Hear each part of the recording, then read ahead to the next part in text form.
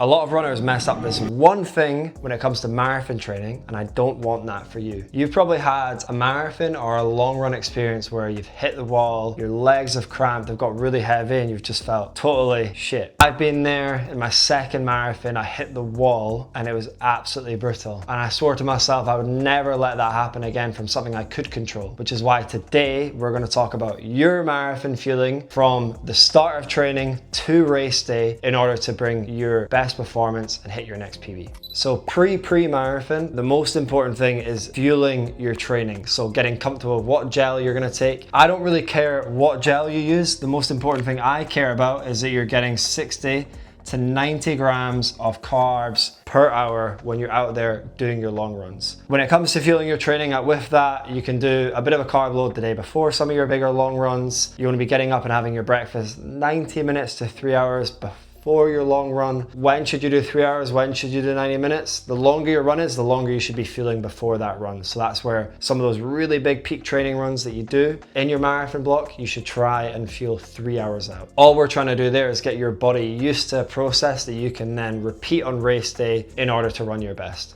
So now we've done how to fuel your training, and you can go into way more depth there, but we're just gonna keep it simple for today. The next part we wanna talk about is your carb load. How are you carbing up the days before your marathon? Again, there's many ways to do this. How I like to do it is 3 days out, I like to aim for 8 grams of carbs per kilo of body weight. So I am 80 kg. 8 times 80 is 640 grams. So that's how many carbs I'm aiming for Thursday, Friday, Saturday before I run on Sunday. Now, there'll be people who say you can do it the day before at 12 grams, you can do it 2 days before. Ultimately, do what you think is gonna sit well with you. I just like doing it from a few days out because I know I can get those carbs in. Even if I don't get as many in the Thursday, I know I can then get a little bit more Friday, Saturday. It just takes the pressure off, and it also means that I'm not eating like 1,000 grams the day before and feeling really bloated and feeling pretty shitty. And I think that's the most important thing is like, yes, we should be getting the carbs in, but don't stress eat to the point that you're like starting to feel heavy and uncomfortable, because you do not want to be going off the start line feeling like that.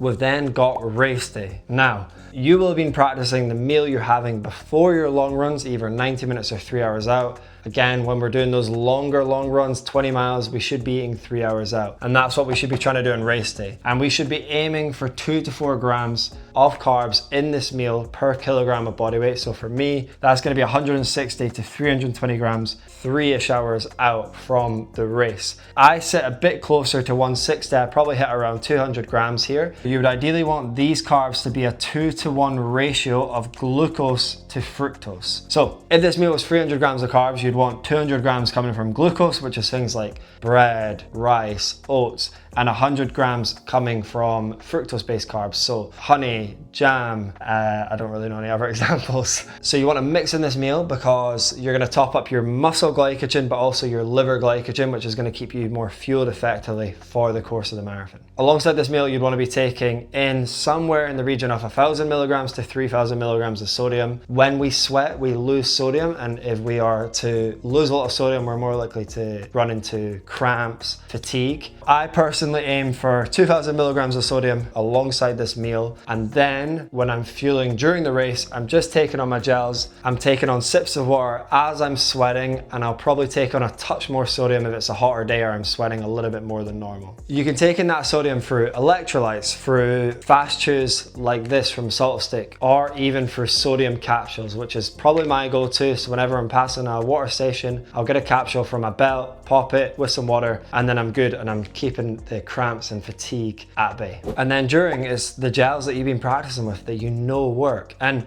if gels aren't your thing, that's absolutely fine. There's so many other ways you can fuel the marathon, and we'll talk about that in another video. But you just gotta find a way to get this amount of carbs in that feels good and sits well with you on the day. There'll be examples of athletes doing 120 grams and doing way more. There'll be examples of athletes doing less than 60 and getting away with it. But this is the recommended amount, and that's why we practice it in training, so we can get really used to it and then execute it on race day in a way that works for you. And then after the marathon, you've just just ran a marathon. Go celebrate, go have fun, enjoy yourself. Yeah, you should be thinking about taking on some carbs, taking on some protein for the muscle breakdown, but go and enjoy yourself. Don't stress. Well done on a huge achievement. I hope this gives you a better understanding of how to fuel your marathon from every single stage. And if you want to combine your running with better lifting, in the caption below, I'm going to leave a link to a free runner strength program that you can join, or you can find me on Instagram. My name's @JamieOnward. Drop me a message if you're interested in finding more about how my coaching can help you combine your running, your lifting, and your fueling all under one roof so you can hit your next PB.